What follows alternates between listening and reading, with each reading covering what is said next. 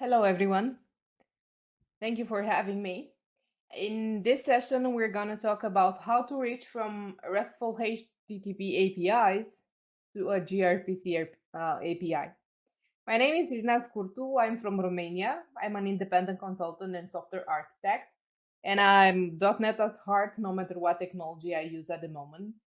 I organize a .NET user group and also a .NET conference here in Romania.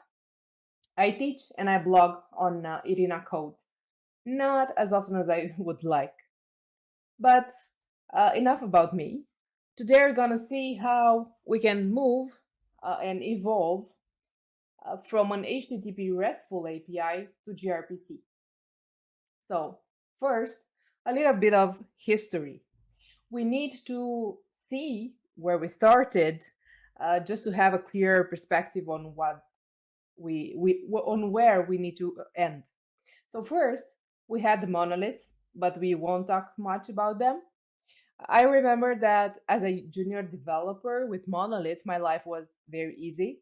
Everything I needed was in there, every dependency was in there, and I didn't need to worry about, uh, I don't know, Kubernetes, clusters, Dockers, and everything like that.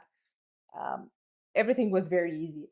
My focus was just to deliver functionality. But now, with the need of scaling and the need of scaling only those parts of the system that are really in need of scaling, we started to evolve our architectures. We started to look more on how to split that big monolith into smaller chunks. We started to have front end apps and back end apps as totally separated application, not what ASP MVC was offering at the moment or ASP Web Forms was offering at the moment. But even that was not enough. This was a simple architecture, front end consuming a backend API, and that backend API would have one or more databases um, to back it up. But now, the same single front end written in no matter what JS can communicate with several backends. It can have one, two more, why not? And even more than that, one of those backends maybe uh, communicates with another backend, with another downstream API to get data from. So this might as well could be a very valid architecture, right? And for the backend, the downstream API, uh, we don't care if it has a database behind or not, but we know for sure that we need it in our system. It's not necessarily exposed to the outside world, but we need it.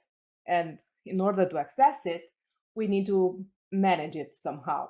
We need to worry about what happens if the backend API is up and running, or what happens if it goes down, and if we retry the request or not. And those are things that are not easy to do and to implement. But now, in this specific talk, we're going to focus on these two parts, a backend talking with another backend. We call this often downstream API. So it's a system talking with another system, and those systems are not necessarily exposed to the browser or to a mobile app or something like that, are just APIs that need to be up and running in order for them to function together. So this is what we will focus on today, this specific part of an architecture. And first of all, we're going to look at only two gRPC modes. There are modes or methods or types. You're going to hear different terminology for the same thing. But today we're going to look at two of them that are simple enough to cover in this specific amount of time. First is the unary one, that is very similar to the request response that we all know from HTTP client requests. So there is a client involved. That client issues the request to the server. That server receives and processes the request. If you were to look only at this specific scheme without uh, thinking and knowing that we're talking about gRPC, this specific thing is the standard client server architecture, right? Client involved, a server involved, and these two entities talk with each other. And if we were to expose a specific gRPC service, we would do it like this. We're going to say that, hey, we have a service named Fibo from Fibonacci that exposes an RPC method named compute Fibonacci that has an input of type requested number and returns a Fibonacci result. So this is the signature, is the definition of that specific method or operation, if you want to call it that way. It's similar to what we would have in C# interface. The second method that we're going to implement today is the server streaming, where a client requests something from the server and the server will respond, but will respond with several chunks of data. So it's not one in, one out. It's one in and several pieces of data out. So this could be very useful for, I don't know, notifications of any kind. And it's very useful, especially when these notifications are happening over a single TCP connection. So one TCP connection open and the data flows in several chunks over there. So not a new one, as we would do with HTTP clients, the traditional one that we all know. So how we would implement something like that? Simply by saying that, hey, our specific result has a stream of this type. So one thing in returns a stream of this type. So several outputs. This is how we would picture this. So I think this is enough. Enough with the talking. We're gonna watch some code. We're gonna start with an HTTP REST API, and we're gonna end up having a gRPC one. Also, that can be exposed on HTTP towards the browser. So let's look at the code. First of all, the scenario that I'm going to try and tackle, it's very easy since we're at the conference and I'm also organizing a conference and all the talks need feedback. I said, hey, why wouldn't we implement a feedback API? This is very easy. It has a super small table behind the scenes with 3 lines of data in there. And it's made of a feedback controller that exposes a get for a get all and the get by ID. That's important right now. That receives an input, the ID of the talk, the feedback, and will return actually the feedback entity. How these things are built, I specifically choose to have it all together in an API, even though in practice I'm not very keen on doing this. I prefer to have like a domain class library separate and services class library separate, just to give me more flexibility if I want to change something, to replace, or I don't know, maybe reference something. In this case, API has everything self-contained. So we have the data part where you will see entities, migrations, but I didn't use any, a repository, DB context, and a thingy that will help you run the specific project by yourself. So the entities, which are in fact only one, it's a feedback CS class that has 5 properties. One is the ID of the element, because we need to make it a primary key. The content being a 1 to 5 number. So how good was the content of the specific talk? The delivery, which uses the same approach. And maybe if you want to send something to the speaker, like a comment or something about the talk or keep it up. And of course, the talk ID that you will see in a drop down or something like that in front-end application, right? So these are the properties that you expose, and we will run this API to make sure that it works. Actually, I think this is already running. So in here, I'm going to clear the console, and I'm going to run this. Because I really want to start from having the base ground to have an API that is up and running. You'll see some things. And we're seeing that now it's listening on HTTPS this port. And this means that we're good. And we're going to have a look at the console app named HTTP client that basically tries to get something from that specific API. This is the most common scenario that you'll find in production. It's an app consumer that issues an HTTP request towards an API to get something or to send something or to update something. So how would this code look? It's very easy. You simply create an HTTP client. You say which is the base URL for that specific API. And afterwards, you say, hey, I need to call a specific endpoint from the API. In our case, the API is API feedbacks, because this is how I created the route, and an ID parameter that I decided to hard code right now. And what you would do.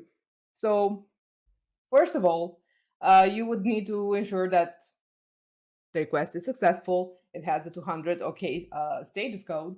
And then you would need to actually decode what you got, right?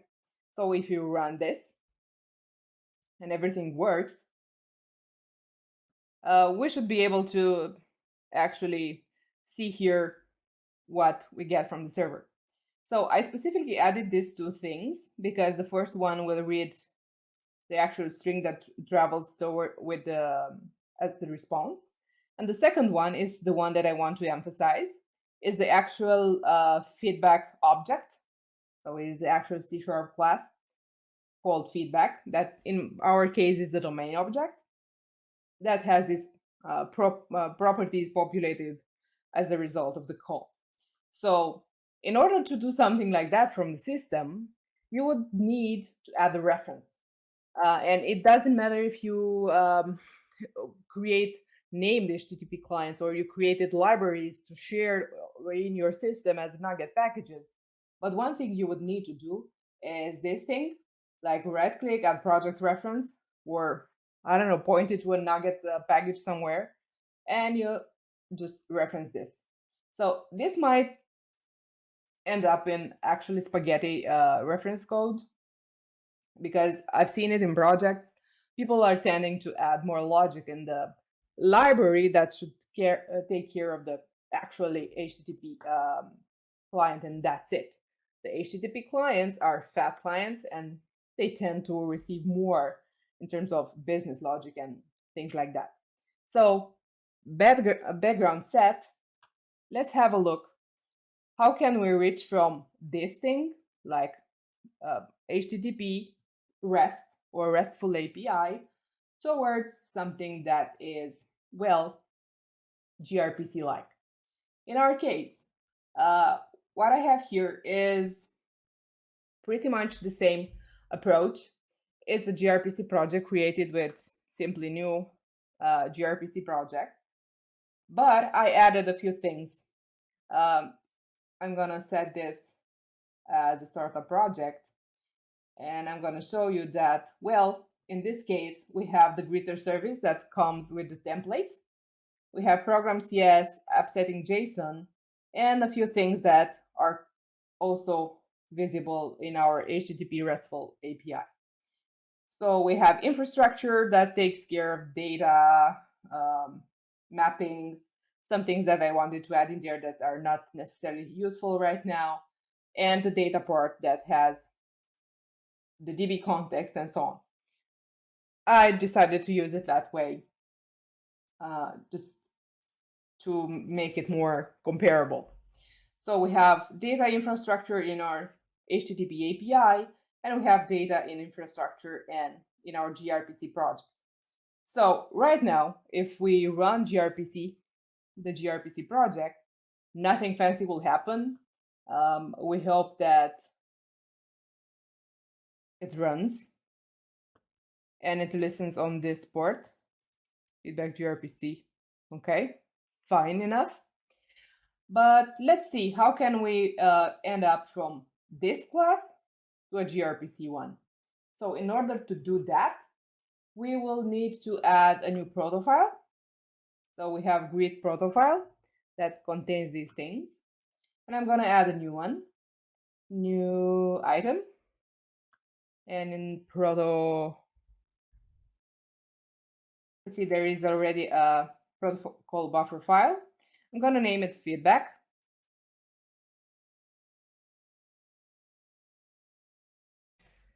Okay. And in here, I will add a few things. So proto3 is the syntax. Feedback gRPC, I'm going to decide that this will be the C# namespace just to make sure that everything's under the same umbrella. But we need to define our services, and our service will be called feedback gRPC service, just because I want to use this. And inside, I want to make sure that we're exposing two operations. The first one is an RPC operation named getById, because I want it to be very familiar to what we have in actually in the feedback API, HTTP one.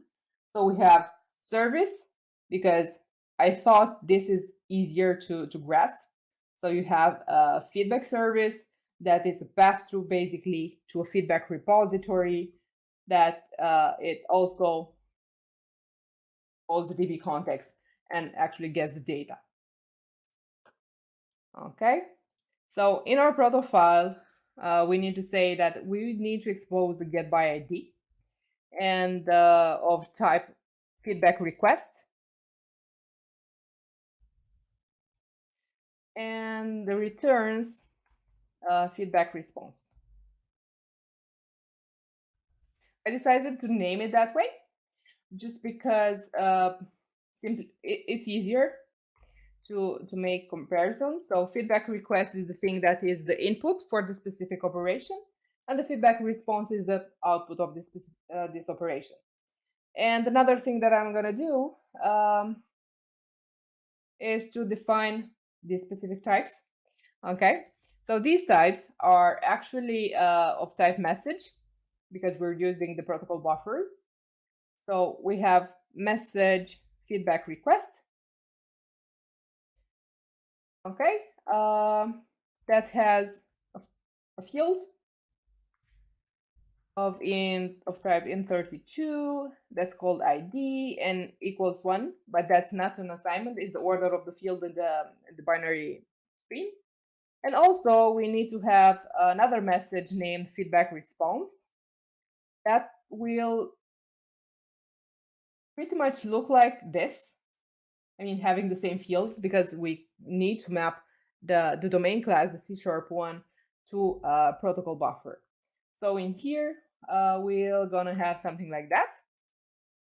So we're having ID, the content, the delivery, the comments as a string, and the talk ID, which is the foreign key. So these are the types defined, and until now, this seems to be working. Okay, so our feedback gRPC service exposes a method named getById that gets one thing as an input and returns one thing as an output. Okay, so far so good. We kind of mapped the thing, but let's see how we actually can implement this. So we need to go and say, hey, one thing I'm going to do is to make sure I'm registering this in the program TS. Somewhere in here. So I'm mapping the gRPC service called feedback gRPC service, and I'm gonna add it under services, add new class, feedback gRPC service. I have a public class, right? So having a public class, and this resolves, which is okay.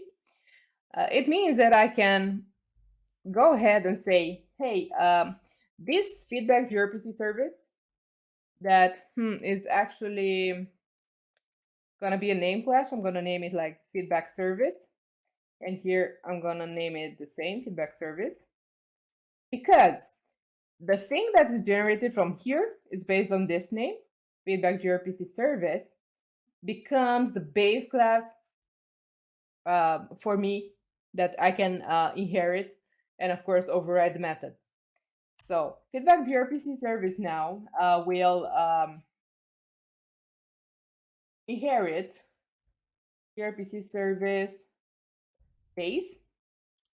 And you're gonna see that this will gonna scream a little bit, but it's from Visual Studio.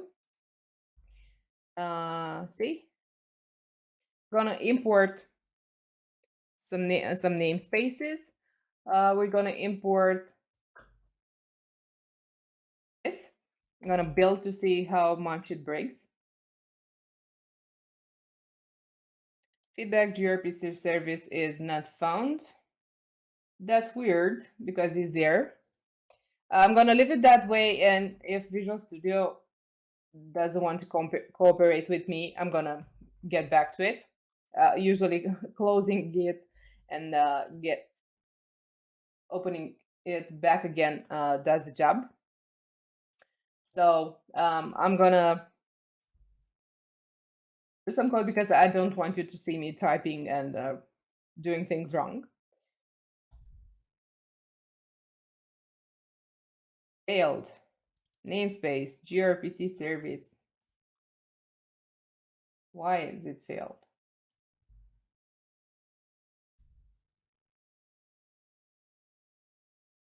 Okay, I'm gonna do this.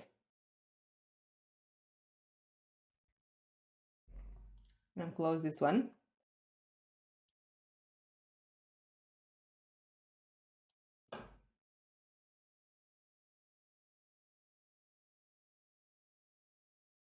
I'm waiting for Visual Studio to show up.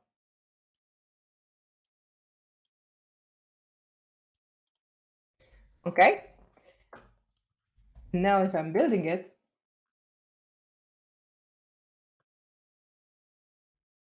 fingers crossed for it. No. Okay, one thing that I will need to do is to make sure that I'm editing the project file and say that, hey, you know, you have a proto file, but now you have another proto file called feedback that works as a service.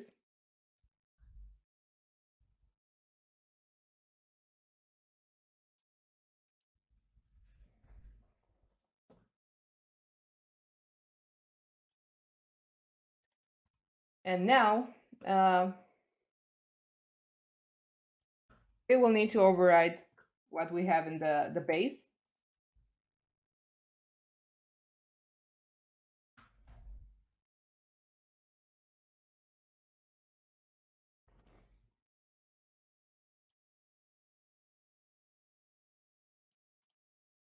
I'm gonna do one more closing. I'm gonna open it back again. So Visual Studio. So what we have in here is the overridden get by ID. So you get a feedback request as an input. You have a get by ID calling a repository to get the actual item from the database. Then you need to map it as an item, and then you need to actually respond to it, right? So what you can do now is to simply go into program and say, hey, we will run this. And one thing that is important right now, besides this mapping from the feedback as domain object, C# class, to the proto file, is the ability for you to be able to open Postman, for example, and to inspect the actual gRPC service to be able to tell what's in there. So for the specific project, I have localhost this port, and I can be able to see, hey, use server reflection and load this. And by using server reflection, it will show me that my feedback gRPC service project has get by ID and get all. As you see here, that this arrow has two tips, which means that it's server streaming. So this way, I am able to show here that, well, I have the ID, I can invoke this, and if things work, the method is invoking.